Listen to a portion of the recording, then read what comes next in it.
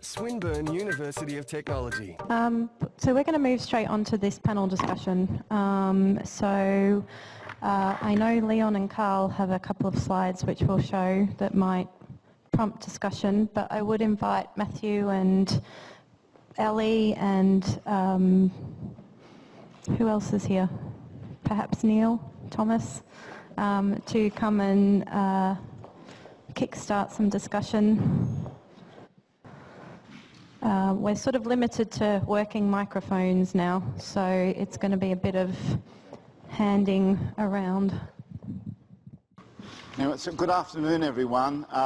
So I'm doing, before answering other questions, I guess I can't resist the opportunity to comment on the perspective. George said this morning, it's taken a while in order for this to happen. Actually, I can remember 5 years ago coming here to Swinburne to see where e-research would, how it was going to be organised here at a seminar over in AGSE, and the amount of interest was, so much smaller than it is now, and it's really taken 5 years to build that level of activity. I'm really pleased to see the degree of interest across the university, and the timing is really good to have an impact in the research space.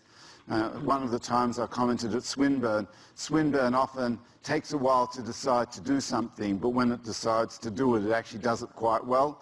And I think the time has now come for e-research, and the interest here and the commitment is an example where I think we're going to engage well with the e-research activities.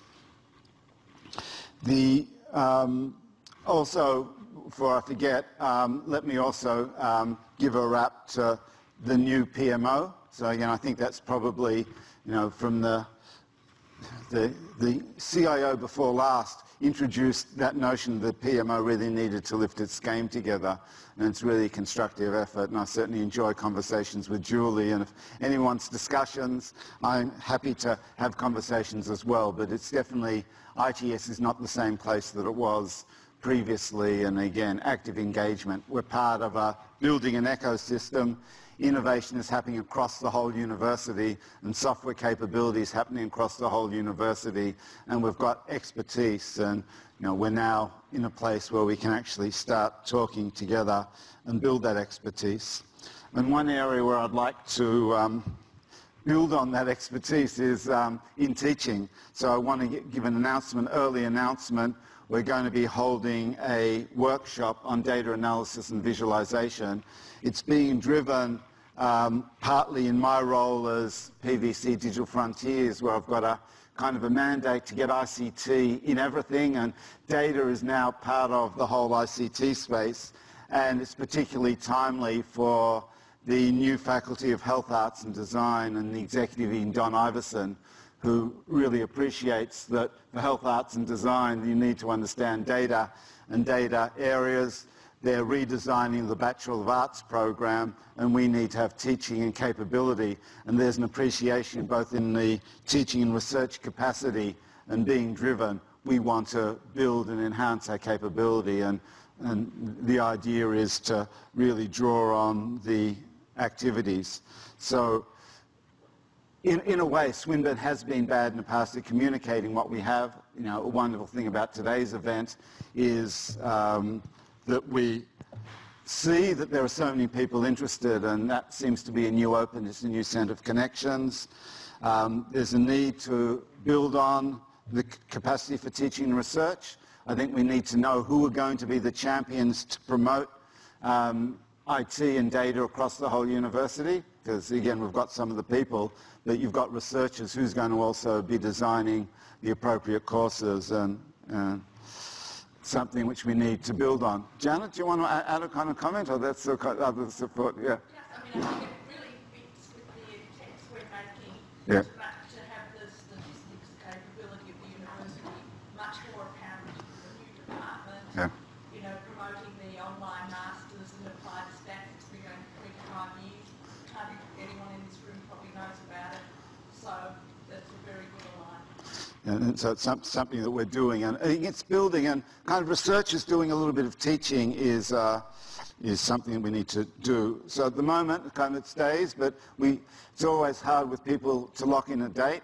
If you're interested, please see me afterwards. I haven't done the structure, but in speaking, I think it was to Amanda the other day at a morning tea, reminding it should be both a bit of show and tell, so we're going to try and get a little bit more detail about some of the data visualization tools, so you can learn something perhaps by coming, but also, again, an expansion of where the capabilities are. And I've had tentative discussions with Chris, perhaps, talking about, some more detail about the tools being used and, and what they're planning for the new data visualization unit, which is starting soon in our science degree, and seeing across the university how we get from a much earlier stage data visualization. So I guess that's what I wanted to say as the introduction. Again, I'm really pleased to be at the event, and I'll hand over to Carl. Thank you, Leon.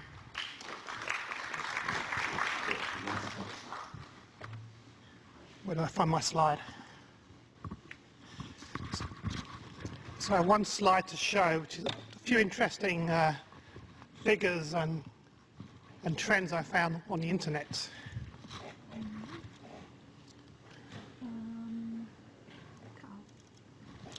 Here we go. Make it go full screen. Yeah.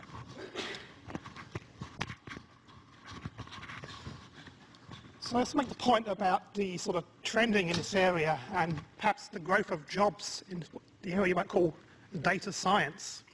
So let me start with this little quote here from the Harvard Business Review. Data scientist, the sexiest job of the 21st century. Well, that's a good place to start. I also particularly like this one by the chief scientist at LinkedIn, who talks about how hard scientists and particularly physicists, and we apologise to the non-physicists in the audience. But the point is that with our training in mathematics and statistics and getting the most out of data, we actually become natural people to work on these big data problems in industry. And this is definitely an emerging trend. This graph here from LinkedIn shows the classification of data science job growth over the last decade or so.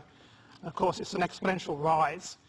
Part of this is, of course, probably reclassifying what used to be old jobs in statistics as these new data science category, but part of it is also a real growth, particularly in the US, with the large numbers of vast databases being taken up by companies like Google, Walmart, Facebook, and so on.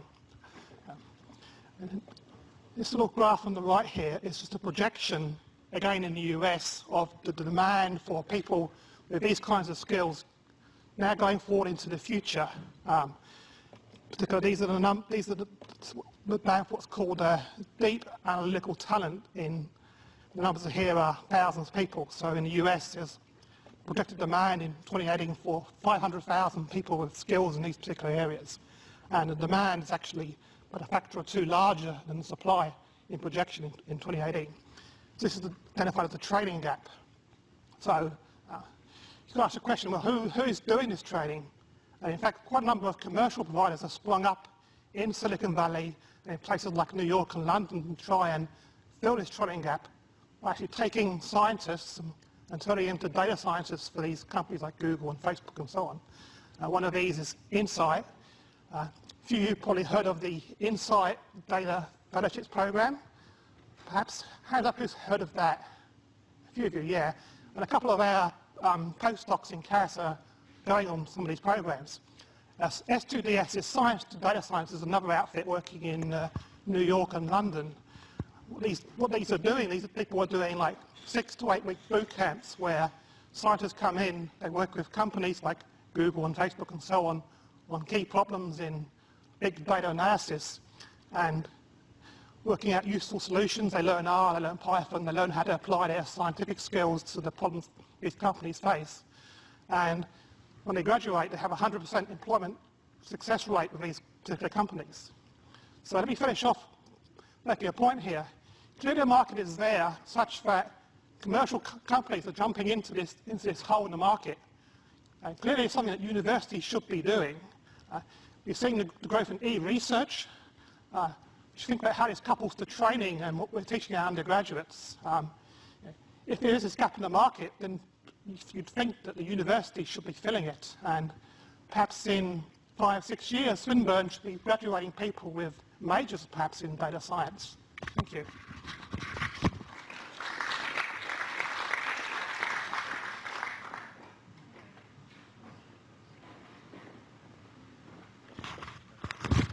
Can you hear me now? Yep. Phone works.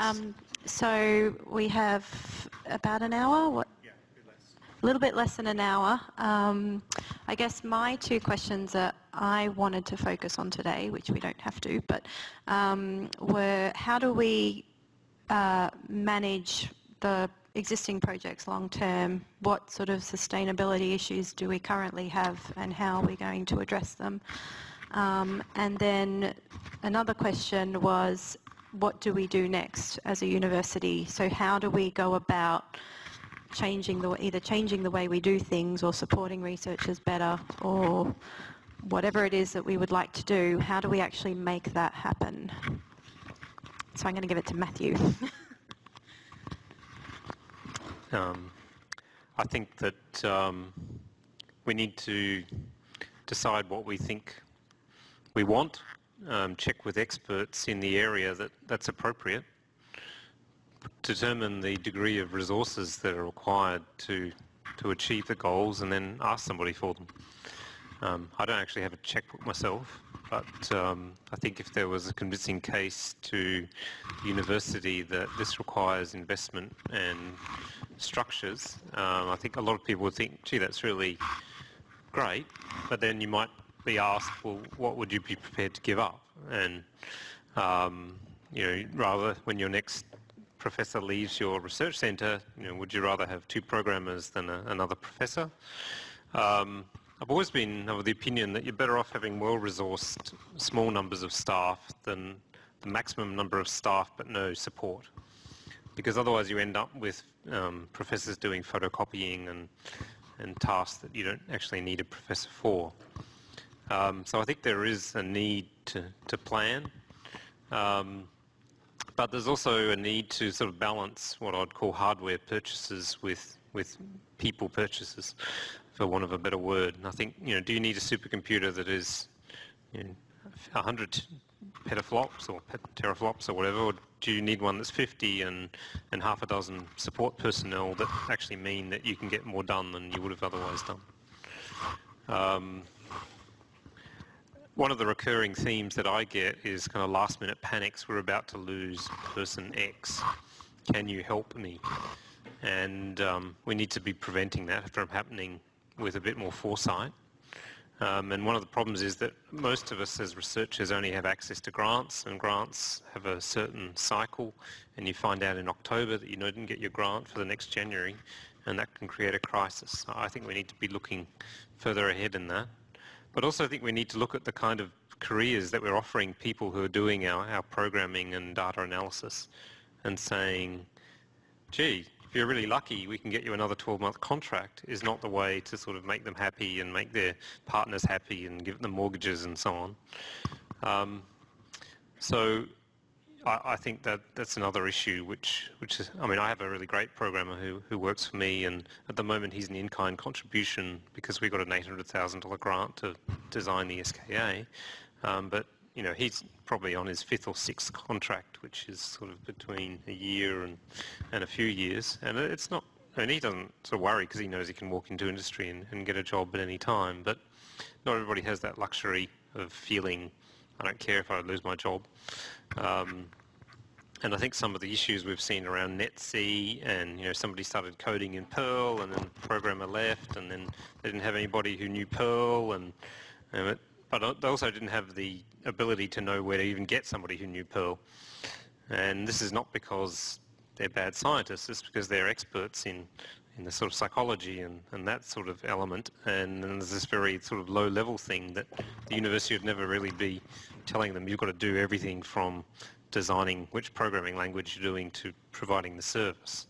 So I think forums like this are really helpful to bring people together. Oh, maybe Matthew knows about supercomputer design or whatever, and we can talk, but I still think it won't be good enough if all that we have at the end of the day is sort of better contracts for some of our support staff. I was in Berkeley for my sabbatical a few years ago, and they have this data science institute, which is fantastic, and it's very multidisciplinary, and it has, you know, $50 million buildings and supercomputers and data analysis and Google knocking on their door and prototypes for the next Google traffic kind of thing. And it's really quite amazing, the productivity of the people involved in that. And one of the astronomers that I was quite close to there explained to me that he'd written 50 papers in the previous year because they had this amazing sort of software infrastructure behind their project. I don't think I read 50 papers in a year, but it shows you the sort of productivity that you can get if you've got that proper planning. I'm not sure I answered the question. I think coming from the perspective of the social sciences and humanities at Swinburne, one thing that we really need is professional development. I'm constantly amazed at the amount of terrible big data research out there that you read about in the papers and from management consultants and the rest of it. We have people who know how to ask the right questions and who are doing deep ethnographic research, for instance, that is generating those questions and understanding social problems, say around migration or Indigenous communities or whatever it might be at a very deep level, that is not just about skimming the top of large data sets, but if you can get those people skilled up in working with data scientists at least, or knowing what infrastructure is out there and what resources there are, then we can start to do really amazing work. So for me, the priority really is about, say, getting someone like the wonderful Professor Brian Costa, who's in the media pretty much every second day, talking about Victorian politics and elections and the rest of it. So to be able to get him to use Twitter to look at political trends in Australia, that's actually going to be a bigger leap than I think a lot of us might realise. And yet he is one of the biggest brains in the country. So I think that is actually one of our biggest challenges. So capacity building and professional development for staff, not just postgrads.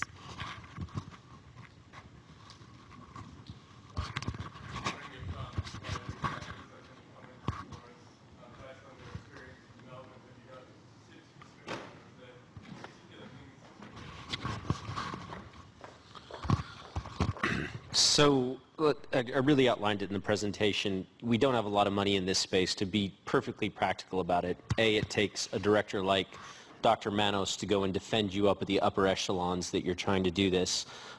Having those essentially what is 2 FTE salaries that we get to split up along 6 casual labors, utilizing our postgraduate skill. Like this is just, we just do not use enough of our postgraduate skill. These are the researchers, the up-and-coming generation. They have the skills. They know what they're doing. They need a lot of help in being able to understand this, hence binding into the international communities like software for carpentry or programming for everyone, or even the other one mentioned here.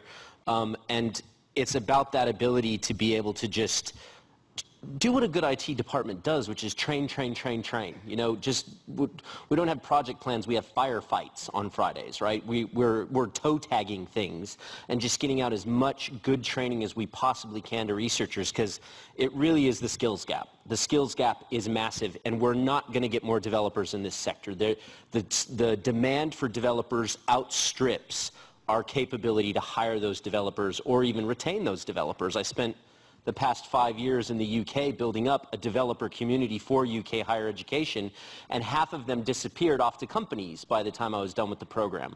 So the only way we're really going to retain these skills and capabilities is to teach researchers how to do this code stuff. And I know it's painful, and I know it's not fun, and I know a lot in the room, the last thing you want to do is go and learn more code or learn code for the first time ever, but it's got to be done. There's no way that this sector is going to last if we don't teach code to researchers. It doesn't have to be the whole gauntlet, but we've got to start somewhere.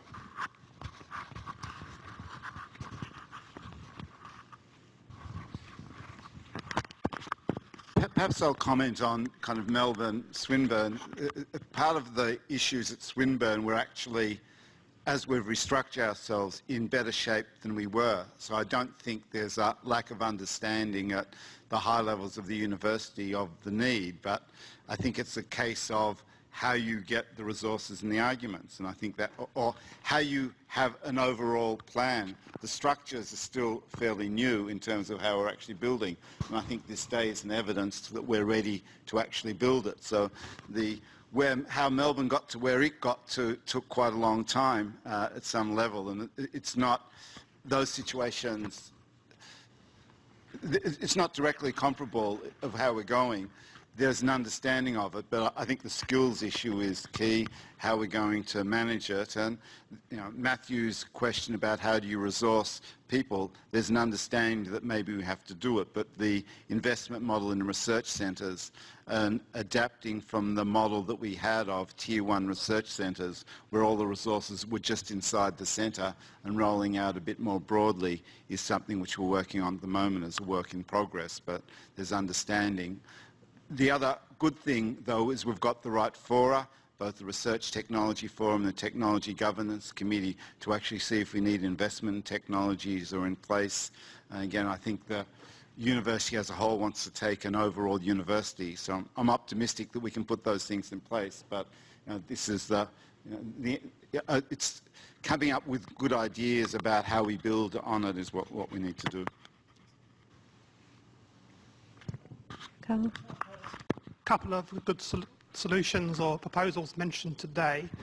Heard about software carpentry, which is about training the researchers to do the programming themselves. Several people have suggested something different, which is having central pools of programmers with a career structure who can then work on multiple projects and be buffered in between grant cycles. It would be useful to have an understanding of what the demand really is from the community out here. Is the demand for the training of the PhD students to program in Python or R? Is the demand to have a central pool of people who can work on particular projects according to their availability? As to be more highly skilled people. So I think the audience should be giving us more feedback here about what is required.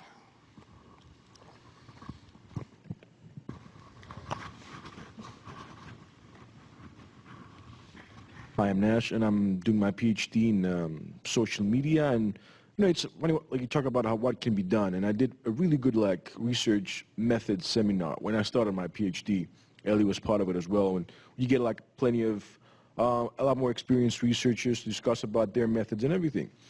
I think that a really practical way of building that into a more social sciences curriculum and PhD programs and postgrad is, why don't you just do a little seminar, a little workshop. You do two days, a bootstrap or an intro. As you begin your PhD, you do this within the first year as you're thinking about methods, about literature review, and you get a bit of an idea as to what's out there. That's why I think that you should it would be a good idea to start building that, way of familiarizing social researchers to that kind of field.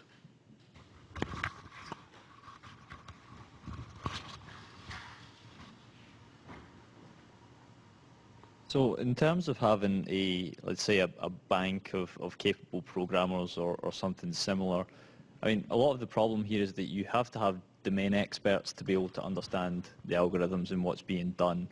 So that there becomes this crossover point between the software carpentry approach and having the capable programmers to come in and make let's call it a higher level solution to your problem. So I can kind of see a synergy between the two here, where you have to have the researchers who are capable of providing, let's say, a storyboard for their code, right? They will produce something maybe in Python or whatever, and perhaps if we have a bank of researchers or bank of programmers who are capable of going on and putting this code into, for instance, make it optimized for use on G-Star, for instance, that would be a big deal. We could increase the efficiency of the cluster, right? Whether that means using GPUs or understanding multi-core, many-core technologies, whatever, that would be interesting to me personally, definitely. Also, it'd be good to have better access to perhaps web developers here. If there was a pool of web developers who could help with projects, I mean, I had to learn web development myself recently to develop a website, and it took me quite a long time, and it was a steep learning curve.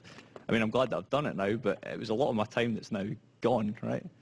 If there was a solid resource within Swinburne where I could go, get advice on web development, get some tools to get me started, or even, you know, be able to bring a project idea to them and they are able to come back with some solutions, potential solutions to that problem, that would be of a lot of interest to me.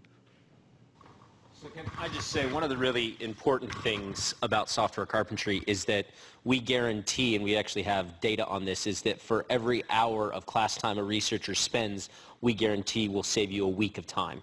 And so that's really the goal is if you go off and you can learn all this stuff on the web via MOOCs or whatnot, right?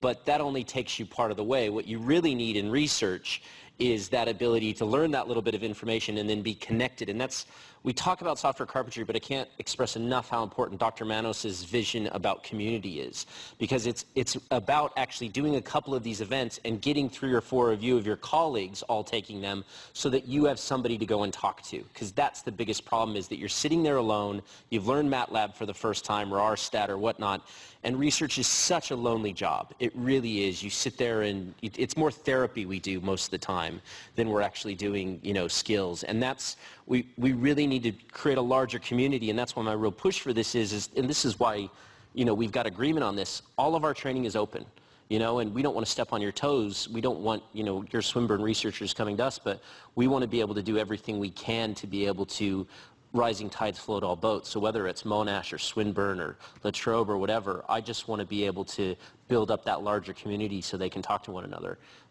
The other thing I'll comment on is absolutely you need a group of developers, so that's a big core part of us, and actually protecting those developers and making sure they feel secure and happy in their jobs when they can get paid 3 times as much.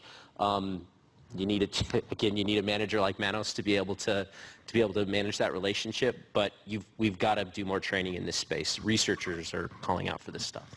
I'll shut up now. When we first started down this path, and I mean, my position at Melbourne was, I guess I have to thank Leon at some stage, because he was the research director at Melbourne University, and you know, vouched for getting my position really established within ITS. And when I first started at ITS, it was kind of me and 2 other people, and now we've grown significantly, and you've seen where we've gotten to a few years later. When I went out and started hiring people, it was really about people that can start having conversations with research groups. So I wasn't hiring techies. I was hiring people that could go out and sell services, and in a sense, not selling literally, but going out and speaking to the research community and getting them on board. And having those conversations and building that community is really super important. And if anything, researchers really love talking about their research. And if you haven't got people in your group who can do that, then you've kind of failed. So I think that was one of the first things that we really realized, and we've had a lot of lessons since. We spent our time really building up these foundation platforms, you know, cloud and data and HPC, and then realized within 1 or 2 years that actually those things don't mean very much to most of the community, because what people actually really care about is data and tools. And if you look at a neuroscience lab, the person who's sitting, you know, the 2 postdocs sitting next to each other are probably using different tools to achieve the same output and that same outcome, let alone people who are sitting on the same floor or in different buildings, right? So it's about establishing those conversations, and it's about the conversation. It sounds soft and wishy-washy, but that's really important. And until we kind of you know, and say, when I brought David in and other people in, it was with the realization that we need someone who can have the conversation. My name is Denny Mayor, and I've been a data miner for the last 15 years or so. And what I'd just like to say, that this is the most exciting time of my life. And the things that have been spoken of today is amazing. It's a dream come true. But I know it is scary that one has to develop one's own code.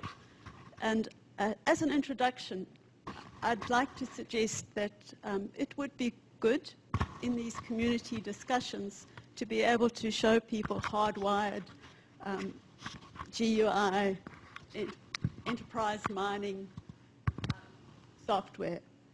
And so just as an alternative, if anybody's feeling a bit freaked out about having to learning coding, there are hotwired, which obviously have huge limitations, which you'll outgrow very quickly, but it might be a good start.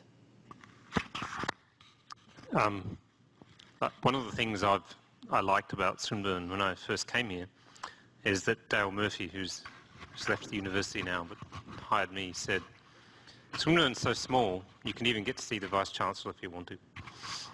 And he proved it to me by just like saying, come with me, and he knocked on the door, and we went and saw the then Vice-Chancellor. I thought, wow, that's amazing. You can go and see the Vice-Chancellor. And I think we can't afford to let Swinburne become too big and too corporate. And the last thing I want to see is a researcher having to write a service level agreement with some entity in order to try and get a service. We need to retain our sort of agility so that we can just bang on a door and go, the website's just crashed, can you fix it? Without having to log a service job and then go into some queue and then try and understand where it's gone and then be told that, no, there's been a prioritization and sorry, we'll see it next week. We have to retain that flexibility of the institution. And I really don't want to create some sort of edifice where you have to read 20 pages of agreements and sign something and then find out that because it's 1 minute past 5, oh no, the service level agreement expires at 5 p.m. and you have to wait until 9 o'clock Monday morning when it would have taken the person 2 minutes to fix it. I think we have to retain flexibility, and that really comes down to hiring the sort of people that Stephen was talking about that can communicate with what are called the users and not sort of tell them about how C++ is so much better than Fortran, just actually give a solution and not a lecture. So I think that I don't want to create some sort of sub-branch of ITS where we have sort of 18 gazillion forums and committees and so on. I think we need to have a porous medium between the researchers and the users, and the sort of experts who are going to help. So that's what I'd like to try and achieve, and not sort of layers of sort of middle management. So I just wanted to, I guess, take advantage of the fact that Glenn is here, and you're, I guess, been in the privileged position of watching all these amazing projects across the country develop and come to fruition, and I'm guessing you've learned a lot from just seeing how this has happened that may not have even been obvious before.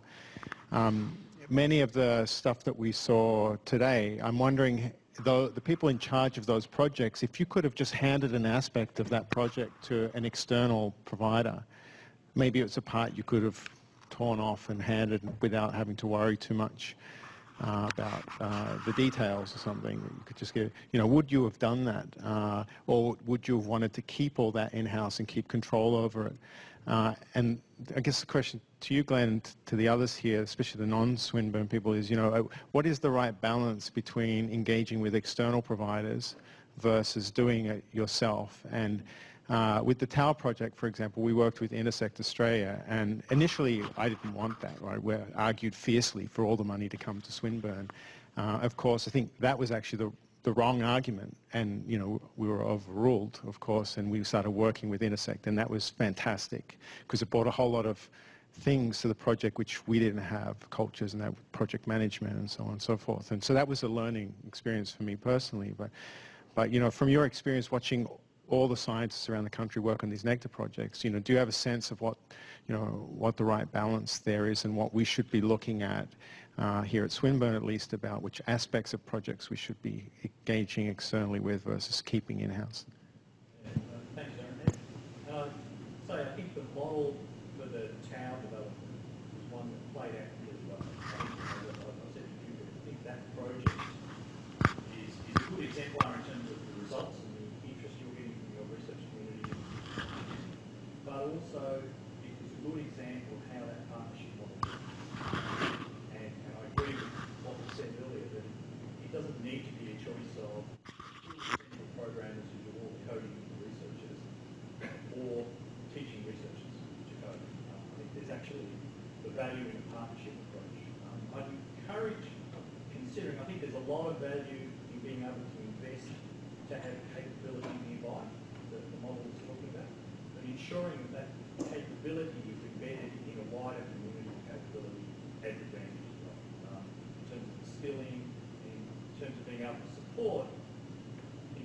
projects that align with research communities and span institutions. And suggesting institutions that that's it's not. You've got to be wary about the fact that you're subsidising others, but it's an investment in leadership. It's an investment in your research community to be leaders in the community as well. It's certainly something we've seen across the portfolio. Nick has funded 12 or 13 virtual laboratories in different research domains. They're all very research domain focused projects. They're all highly collaborative, many institutions participating. And they all involve some level of partnership between the research community and a sort of a capability organisation, whether that capability came from within the institution or whether it came from organisations like INTERCEPT or NCI or others. And I think it was what those projects have seen is the benefit of strengthening those partnerships. It's really important.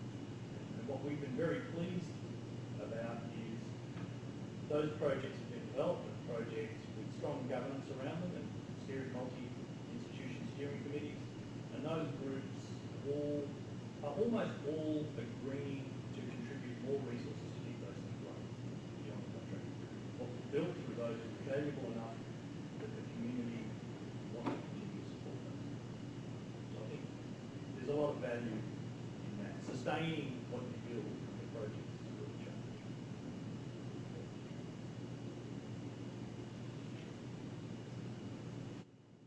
Yeah, hi. Oh, sorry.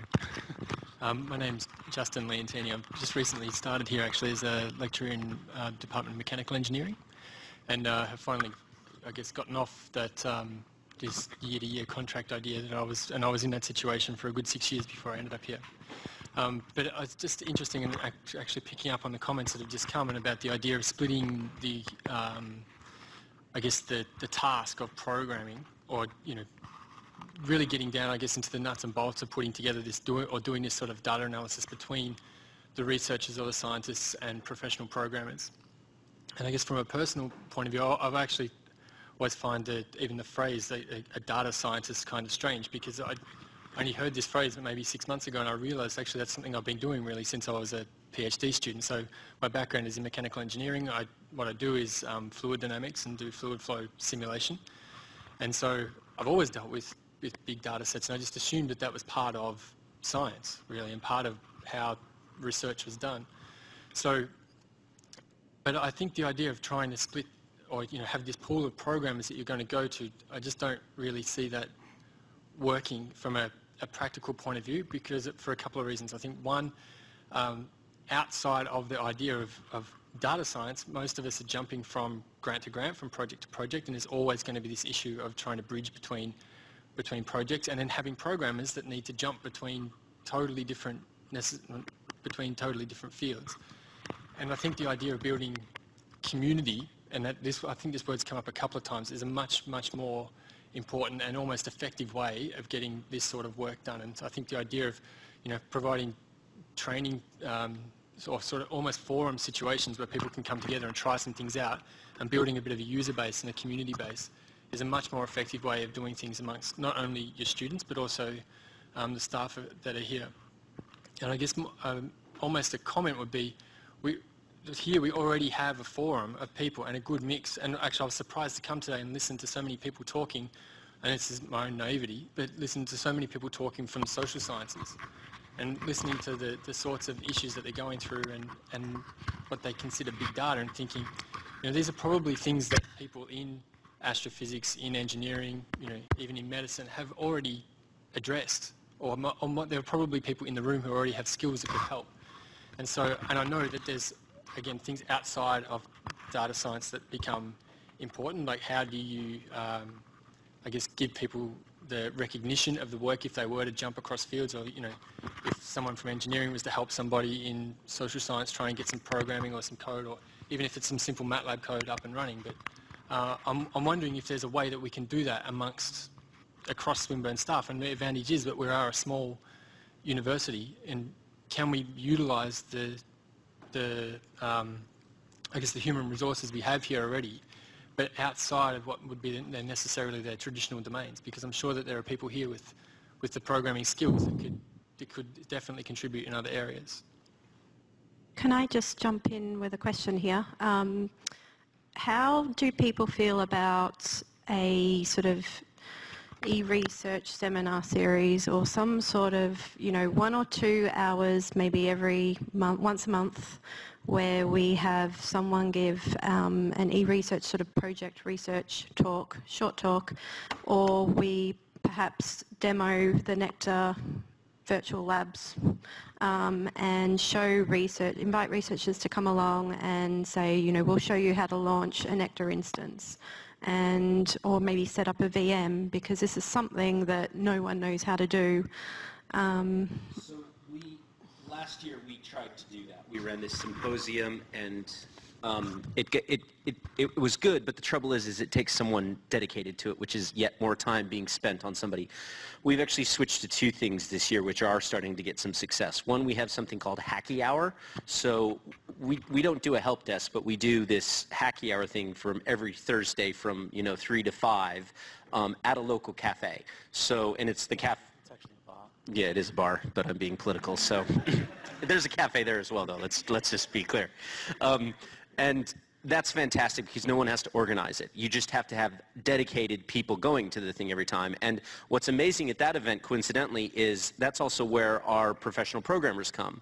So it's more the informal thing that happens where literally the other day, Stephen came, because Stephen did MATLAB in his research career, so I was dragging Stephen down to talk to a researcher about their MATLAB code. Stephen didn't know how to solve the problem, despite how brilliant he is, but he did know the person who did know how to solve it, one of our developers, Russell. So Russell comes to that and then helped that scenario. So it wasn't the formal project plan thing, but that really worked. The other thing that we've started to do to bring people together, and again, that in that community space, is to actually have a dedicated training room. So we're working on trying to have a dedicated training room where people know where the training space is for research IT. And I'm really hopeful for that because that allows it to. But the seminars work great, and everybody understands that. But again, the trouble is it does take more effort than you think to do it month on month.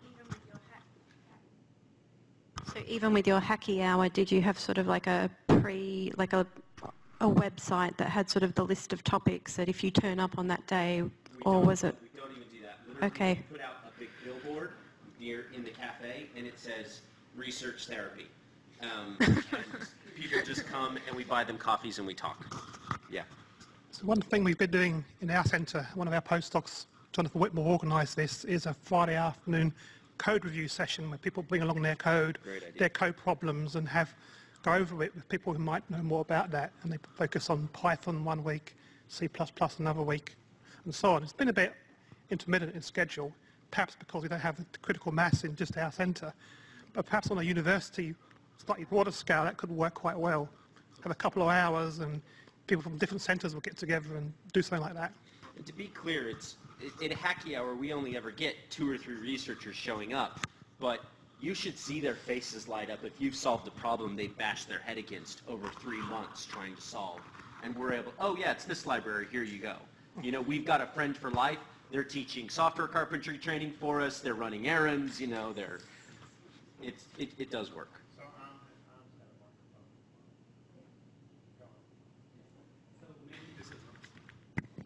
So many from the seminars we see in the morning, and from my experience in through PhD and through working in Dow, we are talking about 2 main problems here. The first problem is a solved IT problem, which is need just a programmer or someone to develop this software or this website or this mobile application for the researcher for data dissemination, or for just implementing a really known algorithm for them to run over their data. And we have on the other side another problem, which is a big data problem or a data science problem where we don't know actually the solution, and you need someone to do a software research to find a way to solve something like this or to address this size of data. And in this case, you will need an innovation from both of the sides. You need innovation from the scientist himself, so you need to teach him a little bit about coding to be able to find a common language between him and the data scientist. And you need someone who is working on scientific computing or computational sciences. So in this case, he knows exactly the basis of software engineering, the basis of high-performance computing, the basis of using innovative kind of card like GPUs, things like this. And you need to bring both of them together and provide a way for communication for both of them together, in addition for the regular programmer, which is the problem I think in this case is just funding, how to fund for these people to get some time to develop this software for the researcher mainly. So I think we need to solve both of them together, not to address one of them and leave the other one. Yeah, I just want to comment on. So I think this, yeah, I agree that there's two separate problems, and training researcher and training student is something necessary, but I see that as to solving individual problem. So everyone, as a researcher, they will have their own problem. They need to code MATLAB or C or whatever language they use to solve their own problem. But on another side, we have data where we want a group of people to access to that in an efficient way, and student or researcher does not necessarily have time to actually learn how to set up that properly. So for example, in my group, what I need is some sort of efficient database where people will know that if they need this kind of data, this is kind of query they need to put in, and once they got that data, then they could develop their own MATLAB or whatever and analyze it, and then develop algorithm, and then write paper and publish and so on. So for the first problem, I think software carpentry is a good solution, or Hacky Hours or help desk, whatever. For second problem, we do need some sort of pool where we can actually have professionals who can do that quickly and efficiently and set all it up, because this kind of data we all need. So it's not anyone's own problem, but it's actually a larger group that require the access to it. And yeah, there's no, we would waste time if every PhD student would need to set up a own database and going through the data cleansing by themselves, and then the next one come and repeat that process again. So that is, I think we need both sides. And the second one, we need support in some way from the university.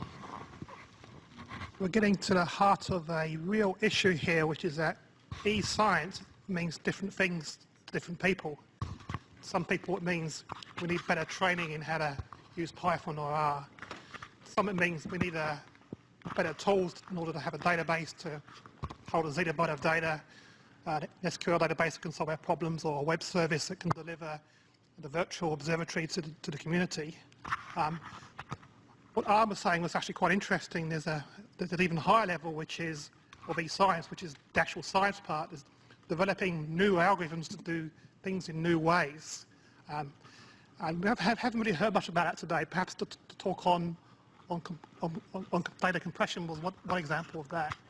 But that could certainly be the future. And if you want to set up a e-science or data science institute, that probably has to be at the heart of such a matter, is focusing on the very highest level, which is the genuine new research, not just the tools. The community approach, I think, is really valuable and something which is lost.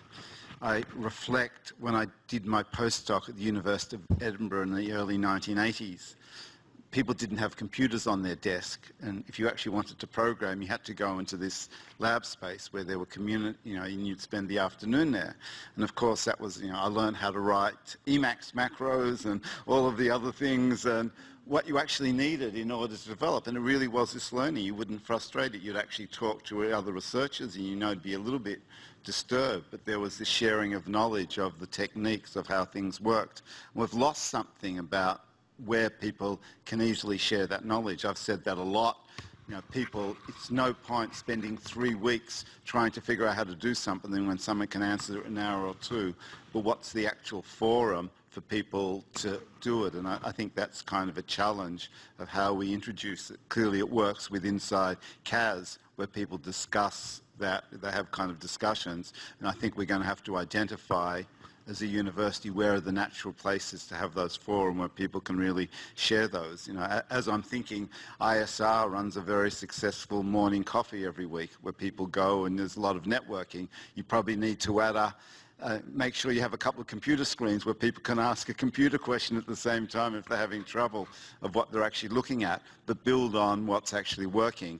And my experience with generic seminars is people don't want another commitment to go to. When we had the the Versi seminars at Melbourne, the only people who came were e-research people, not science people, didn't actually build anything broader. It was only people that wanted to network among other researchers, and I think the real challenge is to make sure that the communities share the knowledge. Yeah, that's a really good comment. Before we go on, Amanda, please. Sorry, you've been waiting. That's okay. Probably following on a bit from what Leon just said, I'm just wondering how this all relates into grants and the process of ultimately what a lot of us keeps us in jobs is dreaming up grants, the need to be thinking about where the not just doing what you're doing now, but where's the future going. Certainly in my area, I would say, as Carl said, I need to be sort of across some of the more conceptual issues around linked data. I don't necessarily have to have the detailed coding of that, but I need to be able to work in teams. I need to be able to dream up the projects, and I need to know how long it will take to do something, how much money it will take, who to collaborate with, who's doing this around the world, what are the standards that people are moving towards. Is linked data really the answer to everything or not? Some people say yes, some people say no. Where do we go with some of these? And I don't know how we talk about that in Swinburne, and I think if we could sort of tie some of this discussion around actual funding, that would be great. Things like Nectar, when that came up a few years ago, I was involved in a project and I had no idea how to link that into the wider Swinburne conversation. I wish I had an easy answer. I think that at Swinburne we resource a lot of things quite well, but we don't necessarily get the priorities right, and we don't necessarily give the resources to who might have given the best outcome. And I don't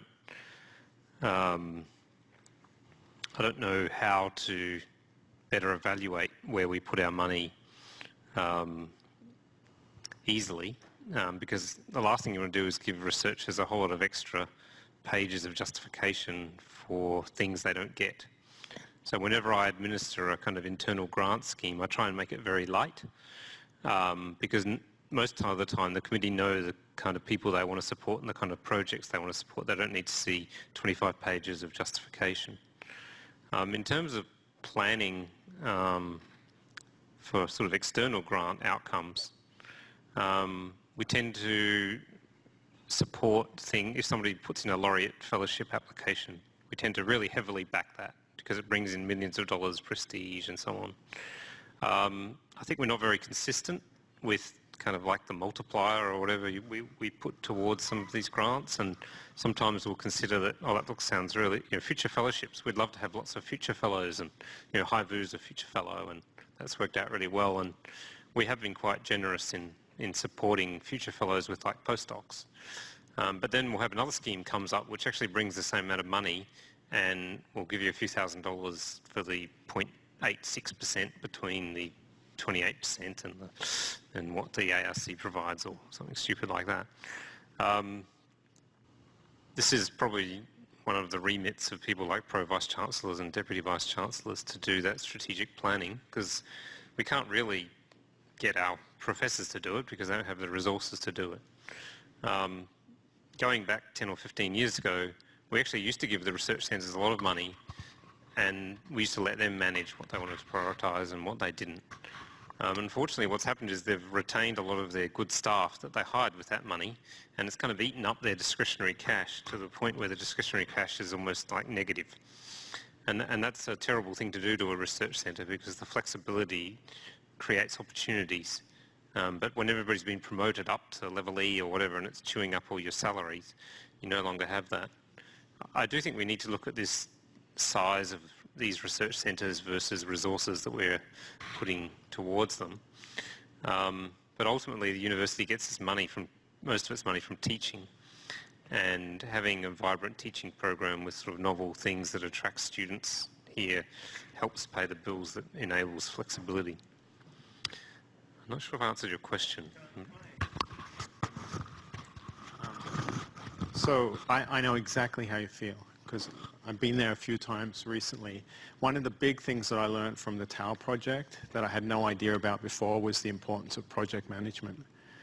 And what I would personally hope, if we were able to establish some centralized resource that had the title e-science or e-research or whatever, some e-something, data-intensive something in the title, right? And we've talked so far about the importance of the software engineers and technical people and stuff like that, and maintaining that expertise in between, while the funding cycle ebbs and flows and so on.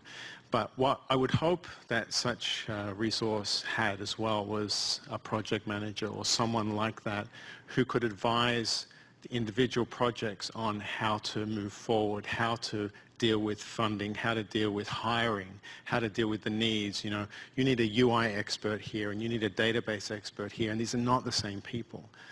You need coders here. The coders are not the UI experts necessarily. You need to outsource that. You need to do this. This is how you should arrange it. So people who bring that level of expertise, and then this ties back to the funding as well. Where do you get the money from? The people who actually know, so that, I mean, we should all know where the pots of money are, both nationally and within the university. We should try and know, but we're not always going to know, and we're not always going to know how they connect and what the rules are and everything. Wouldn't it be great if we had an expert for these particular problems, challenges, projects, knew all these things, and we could just go, where could I get money to do this? What are the opportunities? What kind of proposal do I need to write? What are the requirements and limitations and so on within the university, within federal or state level funding opportunities or whatever? I mean, wouldn't it be awesome if we had someone like that to help us manage our projects, not just do the coding and so on? So we have a comment or question up the back.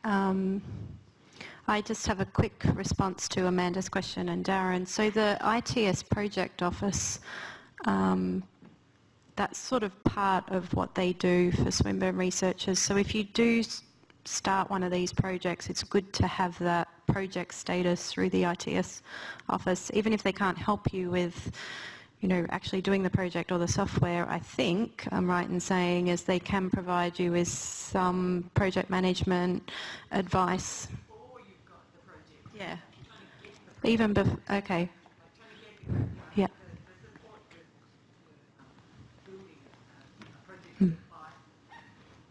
Do we have another comment up the back? So just to say, we're going to need to wrap up because we have to finish at 3:30 exactly. So we want to finish a little bit before that, so Matthew can make some closing statements. So maybe we'll take this as the last one, if that's okay.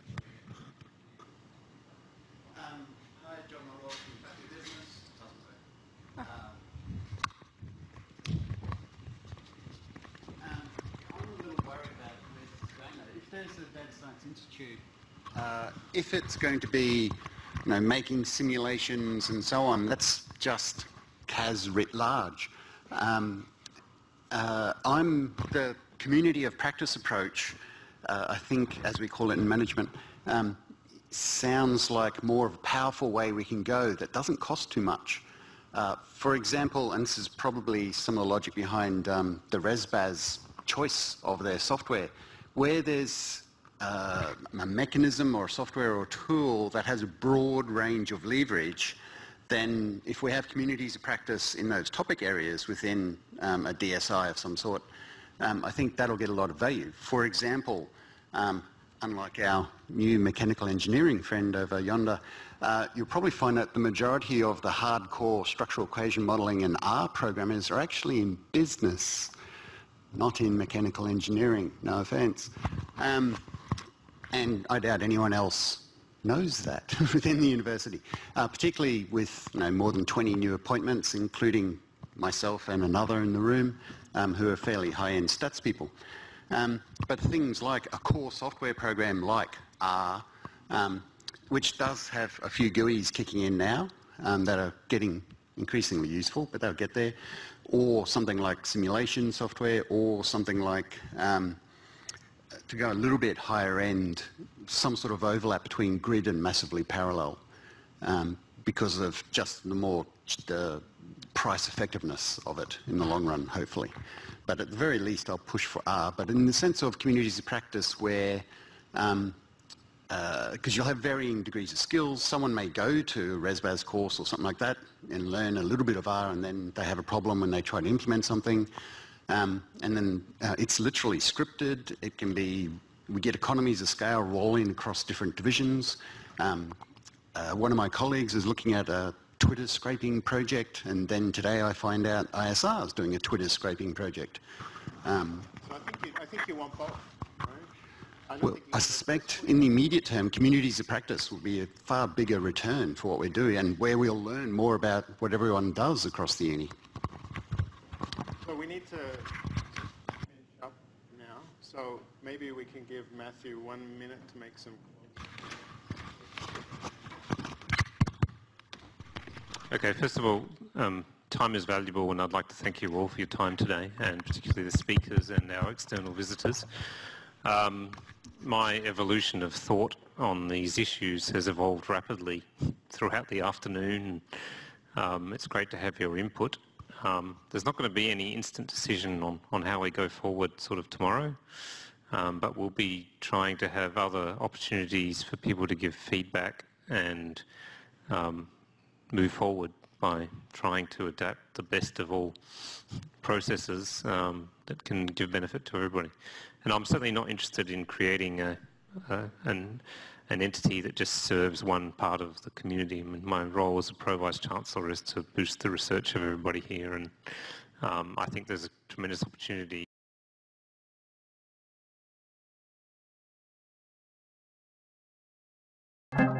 This has been a Swinburne production.